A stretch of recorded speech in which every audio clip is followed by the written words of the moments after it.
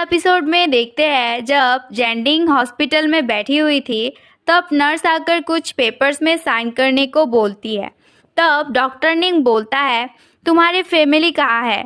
जेंडिंग बोलती है आपने बोला था ये इतनी भी बड़ी ऑपरेशन नहीं है इसलिए मैंने किसी को नहीं बुलाया। तभी जेंडिंग को कोई बुलाती है। जेंडिंग सोचती है शायद चिंगशू आया है बट वो चिंगशू नहीं होता, वो था फ्रैंक।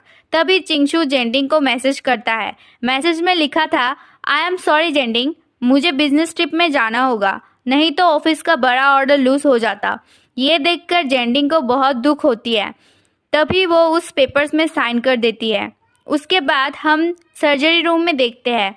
डॉक्टर निंग ऑपरेशन के लिए रेडी होकर आते हैं और बोलते हैं ये एक सिंपल सा ऑपरेशन है, चिंता की कोई बात नहीं। जेंडिंग मन में सोचती है डॉक्टर निंग ट्यूमर को तो निकाला जा सकता है पर दिल की जो मेमोरीज है, ये बातें सोचते हुए उसके आंखों में आंसू आ जाते हैं और वो बेहोश हो जाती है। कुछ देर बाद जेंडिंग की ऑपरेशन हो जाती है और जेंडिंग को होश आ जाती है। डॉक्टर निंग बोलते हैं एक हफ्ते बाद स्टिच को काटने के लिए आ जाना और बीच बीच में चेकअप करने के लिए आना होगा। घर जाकर प्रॉपर रेस्ट लेना होगा एंड यस, जब कुछ प्रॉब्लम होगा मुझे आकर बताना। कुछ घंटे बाद जेंडिंग जब ऑपरेशन थिएटर से निकल रही थी तब फ्रैंक जेंडिंग के लिए बाहर बैठा हुआ था।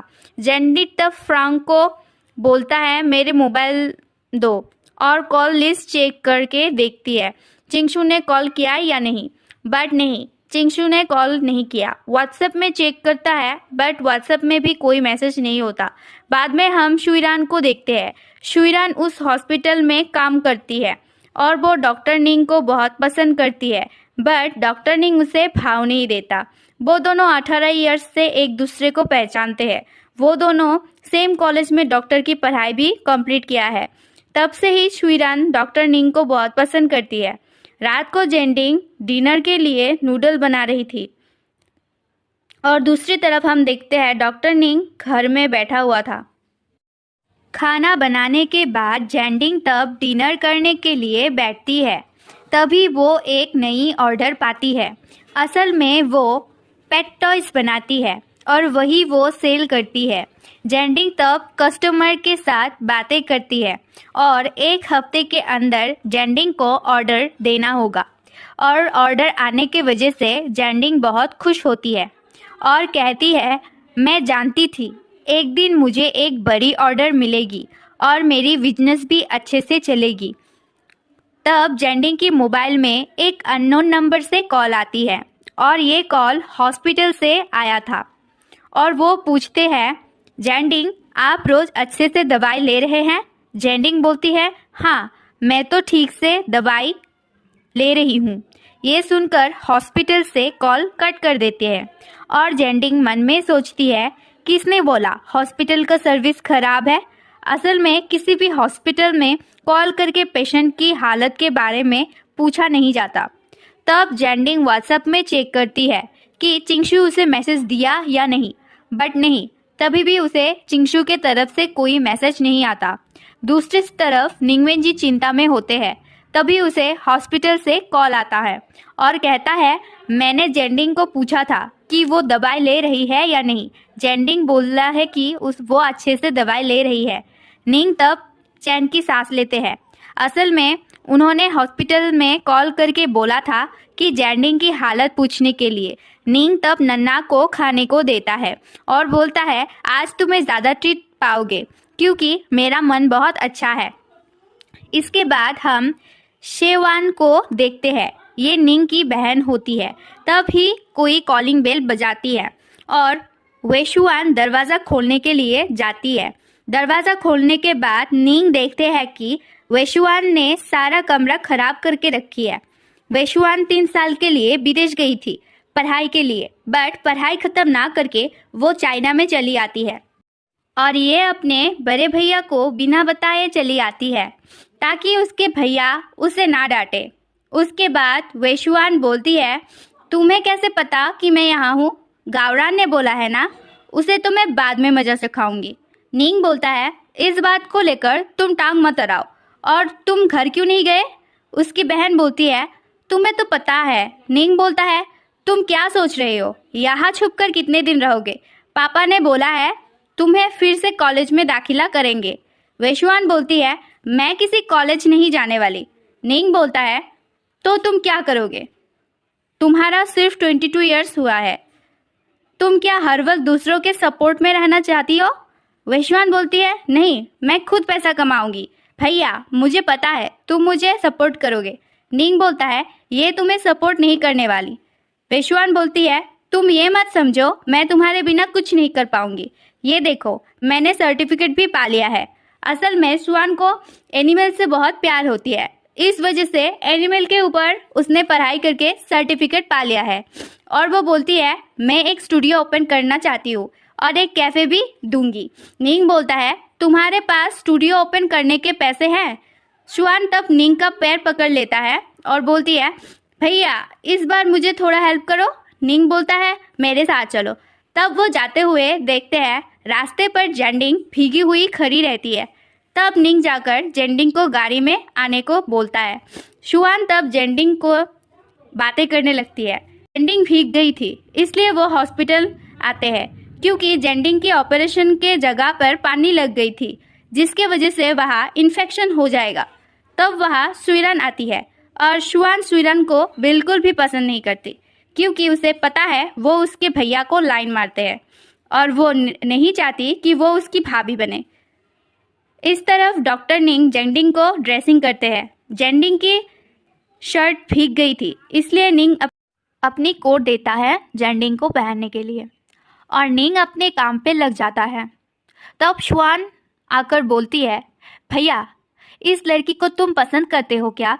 मुझे लग रही है तुम दोनों के अंदर कुछ चल रहा है। तब जेंडिंग चली आती है। तब शुआन फिर से जेंडिंग के साथ बातें करने लगती है। तब निंग नई प्रिस्क्रिप्शन जेंडिंग को देता है। जेंडिंग बोलती है, मैं कोट को धोकर आपको दे दूंगी।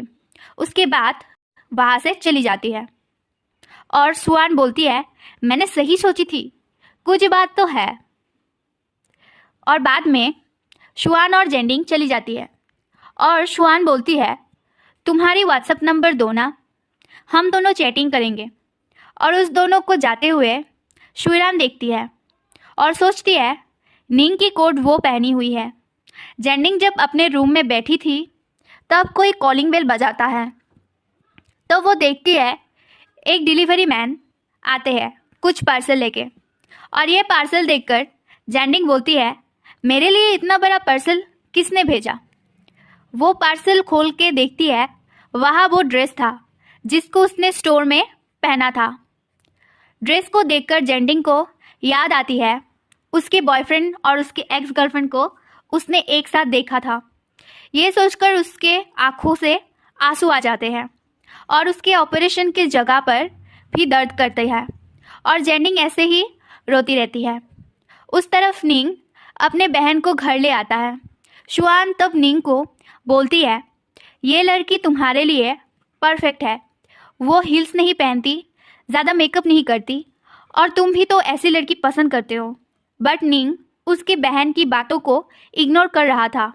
तब शुआन को नन्ना दिखाई देता है और नन्ना को गोद पे लेकर बोलती है, भैया ज़रूर तुम्हें अच्छे से ट्रीट नहीं किया होगा। उसके बाद शुइरान निंग को बोलती है, भैया पहले मैंने कभी नहीं देखा कि आप किसी पेशेंट को इतना केयर करते हो। निंग बोलता है, तुम क्या बोलना चाहती हो? शुआन बोलती है, मुझे लगता है तुम दोनों के अंदर कुछ चल रहा है। निंग बोलता है, जाओ मेरे लिए खाना बना के लाओ।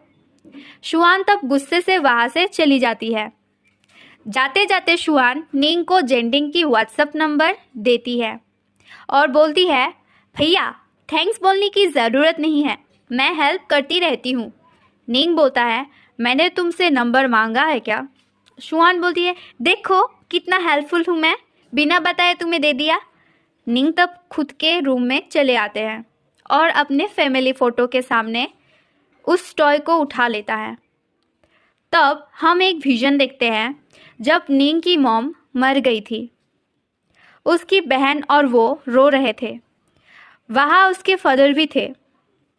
निंग तब बहन के हाथ पर अम्ब्रेला देकर वहाँ से चला जाता है। तब वो कुछ बिना देखे सिर्फ चले ही जा रहा था। तब एक लड़की आकर उसे रोक देती है। उसके बाद हम देखते हैं निंग जेंडिंग की नंबर सेव कर लेता है। जेंडिंग को देखते हैं वो बाहर डस्टबिन में कचरा फेंकने आते हैं। तभी वहाँ पर चिंगशू चला आता है। जेंडिंग थोड़ा हैरान होती है। तब हम घर में देखते हैं चिंगशू जेंडिंग की वेडिंग ड्रेस को देख रहा है और वो सोचता है जेंडिंग शायद मुझसे शादी करने के बारे में सोच रहा था। तब चिंगशू उसे मनाने का कोशिश करता है, बट जेंडिंग बिल्कुल भी एक्सेप्ट नहीं करती। चिंगशू बोलता है, मुझे पता है मैंने गलत किया है, इस बार के लिए माफ़ कर दो। जेंडिंग बोलती है, मैंने सोचा था कि तुम मेरे ऑपरेशन के वक्त मेरे साथ रहोगे, बट तुम नहीं आए। चिंगशू बोलता है, तुम तो ऑफिस नहीं आओगे तो तुम कैसे गुजारा करोगी? तब वो अपनी टॉयज़ को दिखाती है। चिंगशू बोलता है, इससे तुम्हारा कैसे चलेगी? जेंडिंग बोलती है, मैं यही करूँगी। चिंगशू बोलता है, मैं अभी जाता हूँ, खुद की ध्यान रखना, मैं बीच बीच में तुम्हें देखने आऊँगा। तभी उसका नज़र वहाँ रखे हुए कोट पर जाता है। वो बोलता है, किसका है ये? जेंडिंग बोलती है, मेरे दोस्त का। इसके बाद चिंगशू वहाँ से चला जाता है। बाद में हम एक कैफ़े में निंग और गावरान को देखते हैं। गावरान एक प्लास्टिक सर्जन होता है। दूसरी तरफ हम देखते हैं जेंडिंग की पेरेंट्स आई होती है जेंडिंग से मिलने के लिए, और वहाँ गावरान 2 लड़कियों से डेट करने आता है। वो बहुत लड़कियों से डेट करता है और उन्हें बताता है उनके कौन से जगह में सर्जरी करेंगे तो वो और भी खूबसूरत दिखेंगी, ताकि वो उनके सर्जरी करके उनसे पैसे कमा सके। तब निंग बहुत महंगे महंगे डिश ऑर्डर करता है जानबूझकर। तब वो वहाँ से चला जाता है। तभी वो जेंडिंग और उनके फैमिली को देखते हैं। तब जेंडिंग की मॉम तब निंग से बातें करने लगते हैं। जेंडिंग को बहुत एम्बैरेसिंग लगती है। तब वो जल्दी से अपने पेरेंट्स को वहाँ से लेके जाते हैं। बाद में हम रात को देखते हैं जेंडिंग की पेरेंट्स वीडियो कॉल करते हैं और बोलती है, डॉक्टर निन बहुत अच्छे लड़के हैं, तुम्हारे साथ बहुत जचेंगे। जेंडिंग बोलती है, मॉम वो मेरे डॉक्टर है और मुझे दूसरे रिलेशनशिप में जाना नहीं चाहती। जेंडिंग की मॉम बोलती है, तुम गलत कर रहे हो, तुम चिंगशू को भूलने के लिए एक नए रिलेशनशिप में आना चाहिए। जेंडिंग तब कॉल काट देती है। तब वो मोबाइल से चिंगशू का नंबर डिलीट कर देती है। उसके बाद हम चिंगशू और वेंजिन को देखते हैं। इसके बाद बेंजिन बोलती है, जेंडिंग ने सोची थी तुम उसे प्रपोज करोगे और मुझे देखकर उसने ब्रेकअप किया है। चिंगशू बोलता है, सब गलतफहमी है। वेंजिन बोलती है, तुम क्या अभी भी उसे प्यार करते हो? चिंगशू बोलता है, हाँ, वो मेरे पास हर वक्त थी। ये बातें वेंजिन को बिल्कुल अच्छी नहीं लग रही थी। चिंगशू बोलता है, मुझे पता है जेंडिंग क्यों गुस्सा है और उसका गुस्सा करना जायज़ है, मेरे ही कसूर है, मैं हर वक्त काम करता रहता हूँ। वेंजिन बोलती है, तुम्हें उसे मनाना चाहिए। चिंगशू बोलता है, कैसे मनाऊँ? और यहाँ ये एपिसोड ख़त्म हो जाता है। Thank you for watching.